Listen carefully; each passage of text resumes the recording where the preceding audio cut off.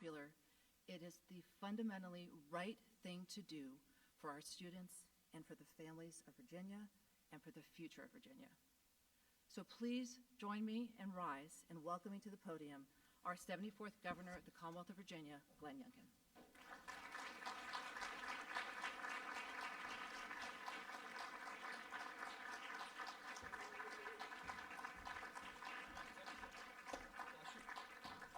Hello, everybody. Please have a seat. Thank you. Thank you, thank you. Good morning. I guess we're getting close to afternoon. If we could, I just want to expand on Secretary Gadara's comments around the tragedy in Minnesota. What we do know is that there were many, many people that were injured today, and there may have been fatalities. We don't have specifics. We also know that many of them were children, and our hearts truly, truly break. And so I actually just want to pray with everyone right now, and I think it's really important that we stop for a minute and gather ourselves. Heavenly Father, at this moment of despair and grief, we just ask for your mighty blessing on families in Minnesota today and across the country. We particularly lift up all of those that have been so devastated this morning. We ask you to heal those that have been injured. Father, we just ask that there were no fatalities, although I worry that there were. And therefore, Father, help us know what to do to help. We thank you for the first responders who acted so quickly. And Father, we once again ask for your grace and mercy on everyone involved. We pray this in your Son's name. Amen. There are so many acknowledgments as we head into this discussion today that I know I will miss people. But I just want to first thank Grace Creasy. I want to thank you for your leadership. And I'd like to ask all of our state board members to please stand up who are here. Please stand up so we can say thank you. Thank you, thank you, thank you, thank you, thank you, thank you, thank you. We have many, many boards and commissions in the Commonwealth of Virginia. Many. None work harder than this group. The demands placed on our State Board of Education aren't fully understood until you're on it. And even, I spoke to every one of you before you accepted my nomination to serve on this board, and I said, it's busy. It's a lot. It's going to be more than you think. And each one of you, without hesitation, said, yes, I'll serve. And so I just want to thank you all for your commitment to the Commonwealth, your commitment to parents and teachers and students, and your belief that we must do better. And I want to thank you for the great progress that we have made. I want to thank our Secretary of Education, Amy Gadara. From the first moment that she and I sat down and talked about the future of education, I was inspired by her vision. I was inspired by her commitment, but most important, inspired by the love that she has for every single student in the Commonwealth of Virginia. Thank you. Thank you, thank you. And I want to thank Emily Ann Gullickson. As superintendent, she takes on responsibilities that many of us don't fully comprehend. She is a change agent. She is a leader. She is a supporter. And most importantly, she is a deliverer. Most importantly, she delivers results. And so, Emily Ann, thank you. Thank you for your great commitment. And there are so many others here I see, and I don't want to leave anyone out, but the broad effort to transform education in the Commonwealth of Virginia has not been a single person's effort. It has required an extraordinary team of people. And so thank you all. Thank you all for believing that we can, in fact, change the direction of education in the Commonwealth of Virginia. Now, for the last 3.5 years, we have gathered in this room. We've gathered in this room to discuss education, to reflect on data, to assess where we are and where we're going. And it's been incredibly important for us to do exactly that, to very honestly assess where we are and to chart a path where we know we need to go. At the end of the day, our absolute goal was to restore and maintain excellence in education. to raise the floor and to take the ceiling off, to provide opportunities for students across the Commonwealth of Virginia that they may not have even dreamed about, to allow them to pursue their God-given capabilities in such a way that it would surprise even themselves, to make sure parents were at the head of the table, to support teachers, to do the things necessary in order to allow the future of Virginia to be so bright because we have the best education system in America. That is the goal. It's always been the goal. In a moment, I'm going to turn it over to Secretary Guidera and the superintendent in order to take us through a lot of the details. But I want to just summarize for you. I want to summarize for you today's message. We made the tests harder, and yet the students' performance improved. And I'm going to say that again.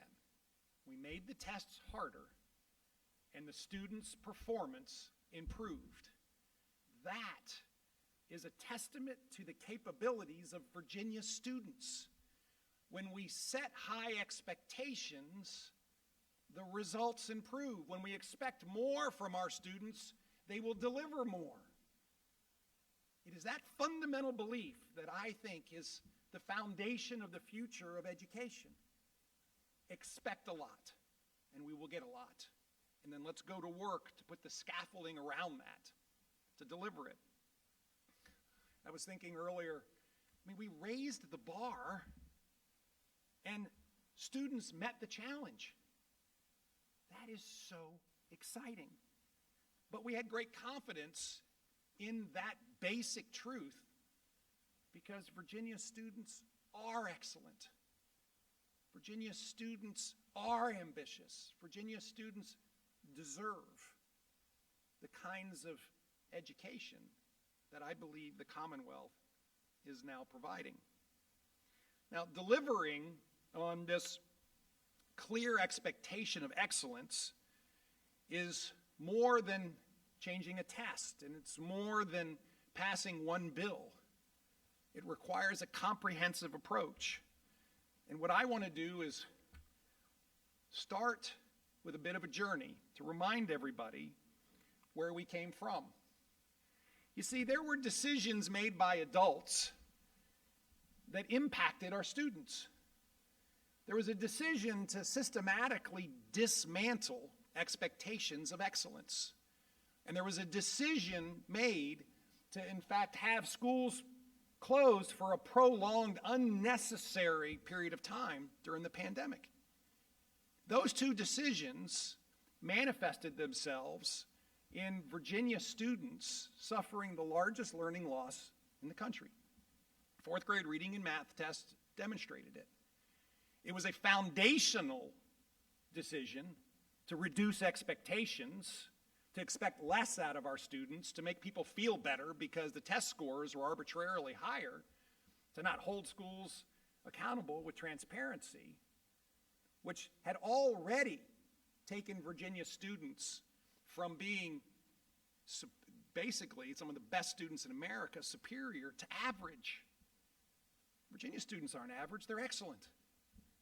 And yet they weren't being demanded to be excellent. And that had already happened prior to the pandemic. And then the pandemic hit, and these disastrous decisions were made to tell students and parents that a 12-inch screen was a quality education. And the depth of the learning loss and the extent of the now ingrained comfort with students not being in the classroom, chronic absenteeism, had a disastrous impact on our students. That disastrous impact translated into the reality that Virginia, the Commonwealth of Virginia, the cradle of democracy, had the lowest definition of proficiency in the nation. Parents were pushed out of their children's education. We had some of the lowest in-person learning time in the country. We were one of the last states to get our schools fully back open. We had this giant honesty gap between what the state was telling students how they were performing and the reality of how they were performing. There was no accountability. Student performance wasn't included in our accreditation. 1 in 5 students missed at least 18 days of school. I'm going to say that again. 1 in 5 students missed at least 18 days of school. And for the first time in the last 3 decades, based on testing scores, the nation's scorecard, Virginia students were average. And I'm going to say it again, Virginia students are not average, but they had average expectations, and they rose to meet the low expectations. We went to work. No one could read this slide.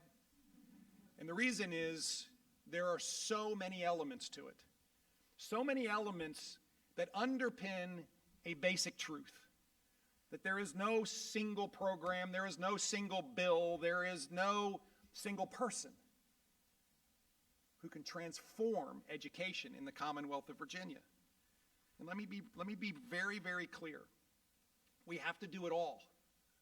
We have to attack it from every perspective in order to get fundamental, lasting change. And so we set out to set high expectations and to support schools. High expectations to make the content more rich, to change and increase the standards of learning, to fund our schools at levels that had never been thought of before. A 50% increase in funding, direct aid for our schools, from $14 billion over the biennium before we got here to $21 billion this biennium. Funding for teacher raises, funding for school construction, funding that is needed for our students to succeed. Second of all, we empowered parents to make decisions in their children's lives. Transparency into how your child is doing. Let us equip you with the information you need to know how your child is doing, so that you, a parent who has a fundamental right to make decisions with regards to their child's education, their upbringing, and their care in the Commonwealth of Virginia, and by the way, by Constitution. My friends, we empowered parents. Third thing we did was we increased transparency and accountability with massive transformation in the accreditation system. Massive. Went to a student-based assessment so that we could see how schools are doing. To be clear, we're not trying to demean schools. We're trying to have a clear understanding of where the students are. And now we know the exemplary schools, and we know the ones that need a lot of help. And we're going to work to support the ones that need a lot of help so that every student can be in an excellent school.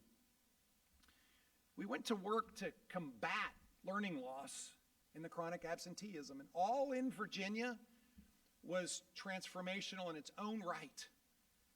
Bipartisan, intense tutoring, an all-out battle against chronic absenteeism. We infused innovation back into a system that had forgotten what it meant to think out of the box. Guess what? One size fits all doesn't. Multiple pathways, lab schools, the opportunity to attend a community college and receive not just college credit or an associate's degree, but an industry-recognized credential.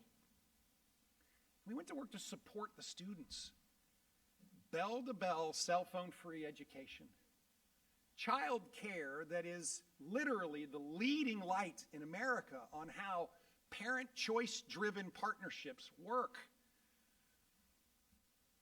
We created a better system for our students with disabilities and took on the age-old issue that everybody had been ignoring of standing up for these students and holding the school systems accountable. And we still have a school system in Loudoun County that still used funds that they should have used for students with disabilities for other things. And let me tell you, Madam Superintendent, they are going to pay us back. We are standing up for the students. We're standing up for their safety, their dignity, and their privacy. And we have made behavioral health a priority for our students. Today, the superintendent will take you through the results. But I want to touch on two very clear buckets. Two very clear buckets that I believe allowed us to have new, stronger math and English standards.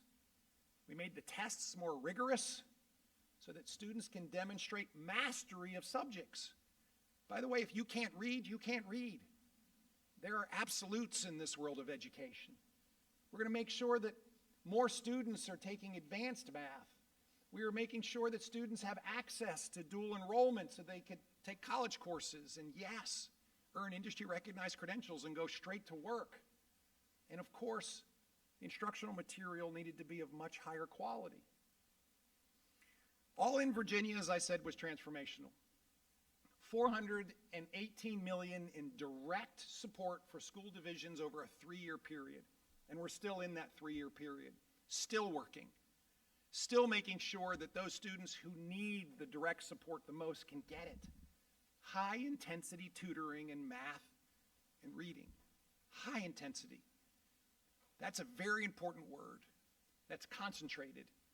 That is oftentimes with an adult, but also all kinds of services that can be accessed at home in the evenings with your parents. And of course, we accelerated the implementation of the Virginia Literacy Act, which is transforming the way we are teaching all of our students how to read. And finally, as I said, an all-out battle, a battle to combat chronic absenteeism. I have to say the results have been outstanding. And let me give you the highlights. The tests on average, according to Pearson, who administers the tests, are 30 to 40% more difficult, more content, a broader context to demonstrate mastery. 30 to 40%. Math and reading scores are up. They're up. Students' scores are improving from the different demographics. And so we're seeing many of the students who were left behind because they were least prepared to take on not just the academic challenges, but even worse, the terrible decisions that were made during the pandemic. We're seeing them improve as well. We're seeing more students taking college-level classes. We're seeing more students earning industry-recognized credentials. And we're seeing attendance up. Virginia has led the nation in reducing chronic absenteeism. That is something we should all be incredibly proud of. My friends, this is an incredibly important moment. An important moment where the aggregate body of work comes together in results. An aggregate body of work where there's not a single element that can be pointed to as being the key, nor is there a single element that we can do without. We have to continue to drive on all fronts.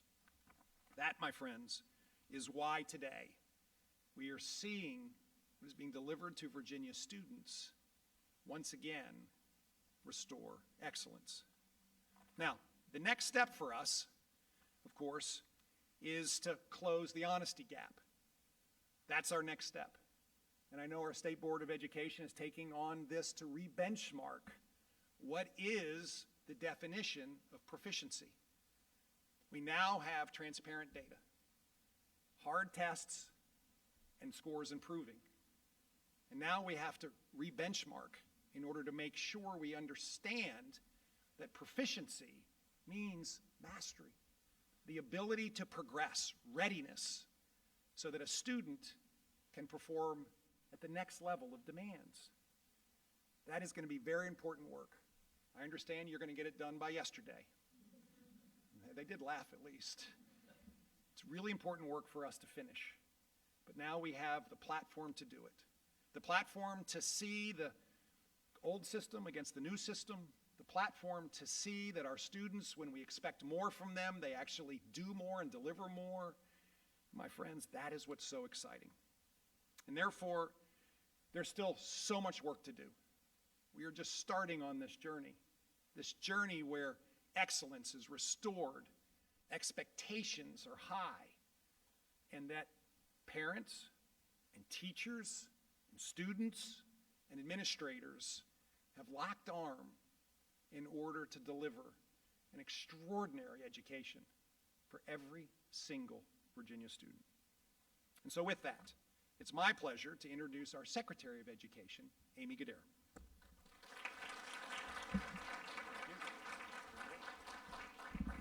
I'm only going to be with you for 2 slides, and then you'll get the results from the superintendent and what's been delivered. So in 2 slides, whoops, I'm going to click. I want to basically, in one picture, capture what has happened in Virginia over the last 30 years. And you heard the details from the governor, but in the mantra of a picture's worth 1,000 words, I want to show you something and very quickly tell you what the governor already said. When we have high expectations, we know that Virginia students and schools meet them. And this is the proof that we know what to do and we need to do it again. There are 3 parts of this I want you to do. You can't read this. This is basically the NAEP scores from the nation's report card. The orange are Virginia's scores, and the blue is the national scores starting in 1992 to 2022 when the governor came into office. When you look at this picture, the first thing you need to see is that Virginia was beating the nation back before 1992.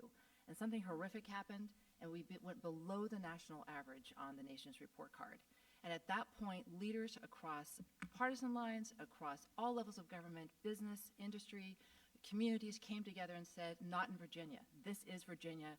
We will have our students excel because we know that they can. Virginia was the start of the entire standards movement and the entire start of state testing. And you'll see what happened when in 1994, when the tests go in place. After that, we see the ability of students to be able to achieve goes up, and we're beating the average of the nation. And at every point when the state board continued to raise expectations, to make things harder, to have harder standards, look what happened. Our schools, our teachers, our students, they delivered and they met those high expectations. We know we can do this because we've done it before. But then I draw attention to number 3 and number 4. All of a sudden we see about 8 years ago, all of a sudden we see that systematic dismantling of high expectations that the governor talked about. At that point, prior governors, prior administrations, prior state boards, all of a sudden started saying, this is hard. This is really difficult. We're going to lower our definitions of success. We're going to lower our cut scores. We're going to lower and not strengthen our standards as much as we need to and keep up with the rest of the nation. And you'll see what happens. We took our foot off the gas. We lowered our vision and our expectations, and the system produced the results for which it was designed. We know when COVID happened, those results even were exacerbated for all the reasons the governor said, that our students were not in school and they were floundering and failing. The moment we have right now with today's results is that we are turning this around and we know what to do. And it starts with having high expectations and making sure that every school and every teacher and every student and family is focused on meeting those expectations, and that we support our school students and families to make sure they know what they need to do to get back to being the nation-leading state. So my second slide talks about, so what are we going to do differently? We have transformed how we value and use data in this Commonwealth. And if we want to get back to having the results that we've seen before and that our children and our families in Virginia deserve again, we have to do things differently. So often in education, we put out a data number and we admire it, we cry about it, and then we put it on the shelf and we don't do anything with that data. That stops now. What we are going to do at every level in education, starting with the state board this afternoon, is that we are going to change how we use information so that we can ensure that we have improvement. This isn't accountability for accountability's sake and transparency for transparency's sake. Everything that we're doing is so that we can improve the outcomes of every child in Virginia. And there are 4 rules when we use data well that can transform things. 1, as the governor said, we will have increased the transparency so that every single Virginian will know how well every school is serving every student, and that every parent understands where their child is, where their child needs to go, and what needs to happen to have that child succeed. Second of all, good information also needs to guide our resource allocation. One of the guiding principles that the governor launched back in May of 2022 was that we will allocate resources based on what the data tells the schools, the students, the communities that need the most help. This is what the board is also talking about. Third of all, good information, quality, timely, actionable information also drives accountability, not just for accountability's sake, but for results. And that's what we are all united on, is that we need better outcomes. We need our students to achieve at higher levels, and we cannot afford to leave any child behind in that quest. And as such, what the board's going to be talking about this afternoon is how do we use this data to provide not just transparency, but to understand what do we need to do differently? So what does this data tell us? And now what are we going to do differently to get better results for all of our children? And most importantly, when our teachers have this information and they can see every child and know where every child is, it will inform and tailor instruction so that at the student-teacher relationship level, this data will also transform what is happening in our classrooms.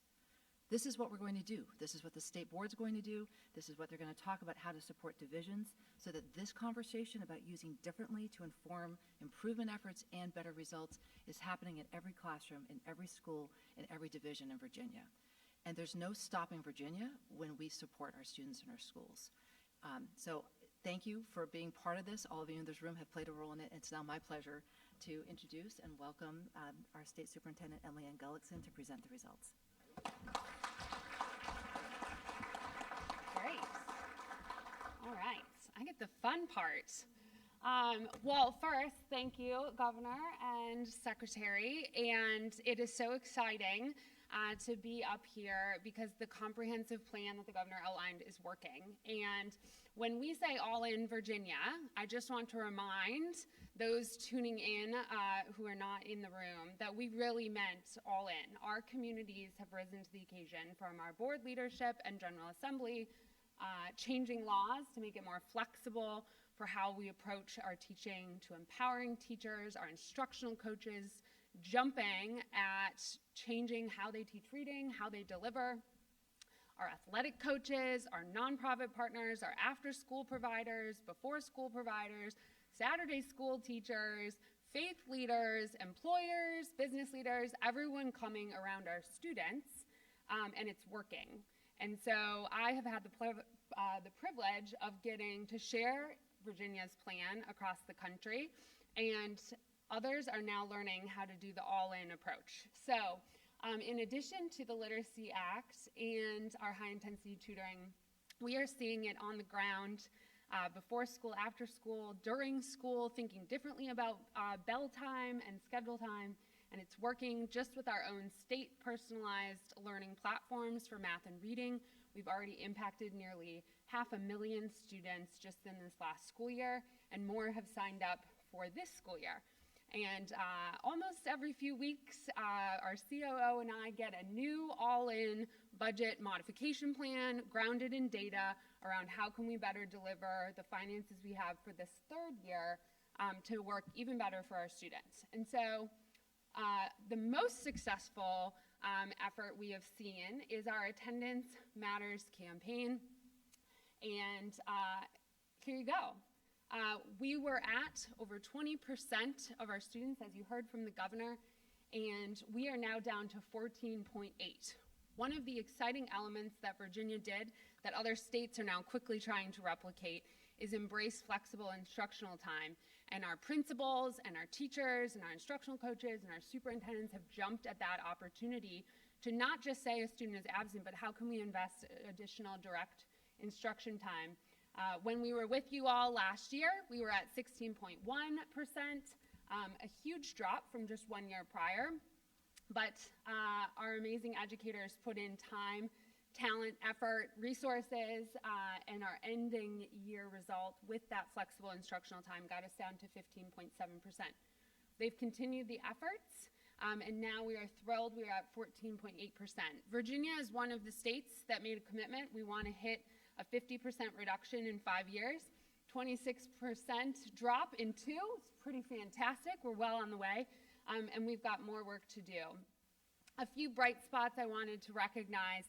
This is just a sampling of how personalized this approach is, not only on our high-intensity tutoring and really seeing every student, but also recognizing our approach to making sure students are eager to learn, are wanting to be engaged in their classrooms and their school environments, and that they're able to get there. So from second chance buses to attendance hubs and success plans, our strategies are working, and that's why we're so excited to have our new Office of Excellence and Best Practices at the Department of Ed to capture even more of these and make it easier to move the needle. So really quickly, you heard that our tests have changed this year, and so over the last few years, the Board of Education, in partnership with educators and community partners, revised our math and English language arts standards to be more rigorous and really ensure that Virginia students are in fact achieving course and grade level proficiency, that when we say they're ready for the next grade, they really are, or exceeding in many cases. And so now our students are learning 30 to 40% more content than last year. And this includes more complex items, higher ordered thinking skills, less memorization, more application of more knowledge. So here's an example. Before in third grade, now, more rigorous of actual analysis. You can see we are moving up the needle in grade 4, going from retelling to actually application of analysis of ideas and details in their skills. Don't worry, you'll get the deck in case you want to try it for yourself. Fifth graders, I don't know the last time you were in a fifth grade math class, but last year they only had to pass question 1. This year, to show that they really knew the content and could apply it, they also had to pass question 2. Makes me very thankful for our ambitious math teachers. And so if you have not engaged with our assessment of late, it is adaptive. So your student starts taking a test, and as they answer a question right, they get a harder question. If they answer another question right, they get a harder question from that. If they miss a question, they get a little bit easier question. Then they get that right, they get a harder question. Why does this matter? Because it really allows us to see on each personal level where a student is truly doing, so that we can help accelerate our advanced students even more intentionally, and that we can really wrap around individualized supports to meet students if they're not quite proficient or advanced. All right, so our Virginia students, once again, have met the challenge and are improving. Here is a sampling of our reading scores. The green bars for the press corps in the back, that's this past year, 24 to 25. And so as you can see across our grades, we are seeing gains, especially in our middle school students, which is fantastic. Those were obviously most impacted by those adult decisions you heard from the governor. And our youngest learners are also on the rise. Our economically disadvantaged students, many who had the most intentional support on our high-intensity tutoring and all-in funding, are showing great gains, and others are holding steady even though these are more difficult content for them to master.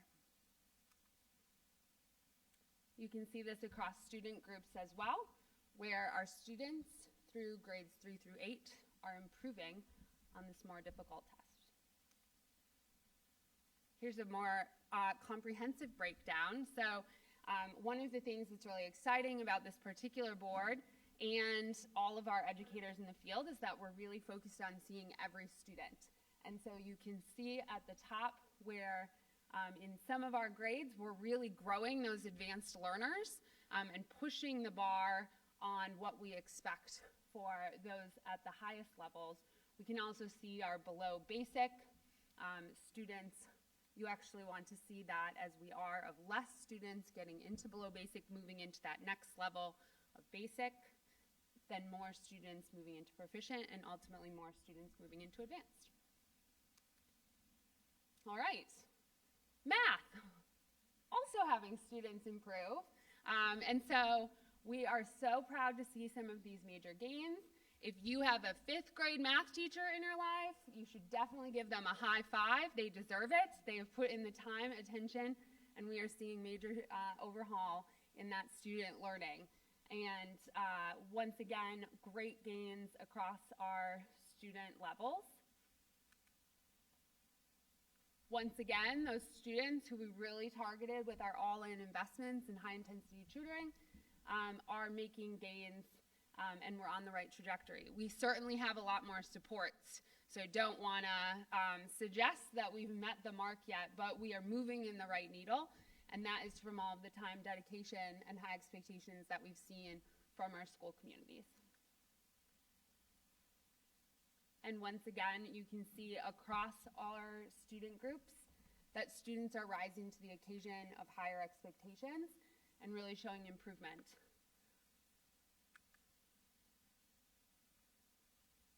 Here, once again, you can see that we're improving on adding students in the advanced column. I'm going to call out 7th and 8th grade because we're going to come back to that on the next slide, because as the governor noted, we have more students advancing earlier into more rigorous coursework. They're taking high school end of course exams earlier, and so we have that data point for you next. And yet we still have students moving up, less students in our below basic lowest level advancing forward, and it's the right trajectory as students are being challenged and teachers are holding them to those higher expectations. So this is very exciting. You've heard a lot about the great new advanced math law the governor signed earlier this year, but prior to that, our middle school principals and teachers were really challenging in partnership with parents to raise the bar for students, and they were jumping at it. So just in the last few years, we've had over 1,800 more middle school students taking advanced math and also showing proficiency, either in the proficient or advanced levels. Many other states do not have so many students who are rising to this occasion so early, and so it's really exciting because then they can continue to take even more advanced coursework into high school, or some of the other great pathways work that's been part of our 3E readiness effort and initiative at the board and at the department. Here's a breakdown. You can see total students that are involved in these more rigorous high school end of course assessments. We've had over 55,000 students taking an end of course assessment, and the proficiency rates are quite fantastic. So again, you have a math teacher in your life, you definitely want to say thank you. As the governor noted, we also have a big uptick in our high school students who are challenging themselves to take on college credit bearing coursework while they are in high school. And so our high school principals out there and our guidance counselors, we see you. And so we have now jumped from 101,000 plus students in 21-22 school year to now over 112,000. Now, we will have the pass rates for you in a few weeks, but this at least is showing great trajectory for students rising to the occasion and saying yes to the opportunity to take more advanced coursework and demonstrate that readiness for the pathways. We are really wrapping around school divisions because, as you see, we're making huge progress on where we've made gains with students, but we are really leaning into a lot of the new legislation around seat time flexibility and making sure that we are personalizing that experiencing, thinking differently about space and where and when and how kids are learning, making sure that we continue to eliminate unnecessary barriers like transportation that might be in the way of a student saying yes to that advanced course, yes to that more rigorous experience. And so you are going to hear later today, if you tune in virtually, check out the Board of Ed meeting or come join us across the street at the Library of Virginia. But we have a stacked afternoon where we're going to dig into the data even deeper. We're going to talk about more supports that are available.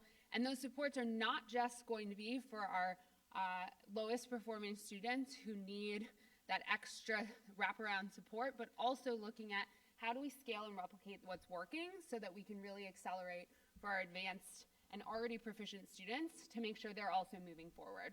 And so we are so grateful once again to our Board of Ed leadership because you all have really made it, as well as board members not here today, have made it the mark that we have high expectations for our students again in Virginia. And I would be remiss if I did not acknowledge the Department of Ed team in here. We have assembled quite the dream team of top talent in the agency, and we are really thinking outside the box to replicate all of the proven practices that work best for kids. And so with that, I'll give it back to the governor. Thank you. Thanks, sir. So thank you for digging in with us, putting on, I guess, some snorkel gear. There's scuba gear if you want it. But most importantly, the big picture is that what we are doing is working.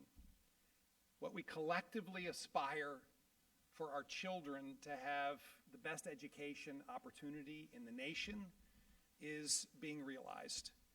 We've still got lots of work to do, lots of work to do. When we rebalance the honesty gap, and I just want to put it in context, the honesty gap says that there is a 40-point differential between what the national tests say is proficient and what Virginia has historically said is proficient.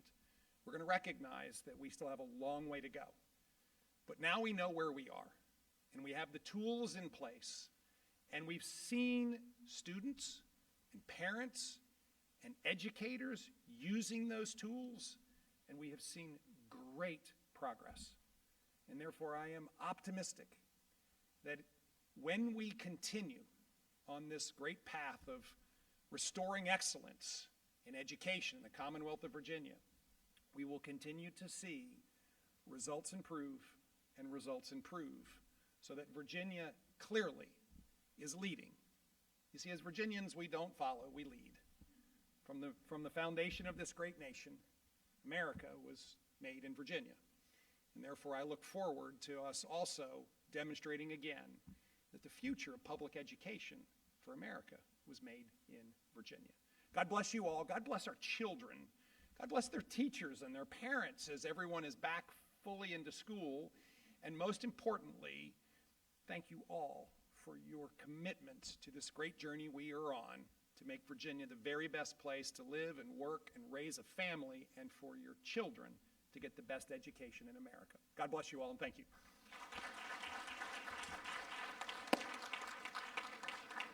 Awesome. Thank you. Okay. Coming this way. Okay, perfect.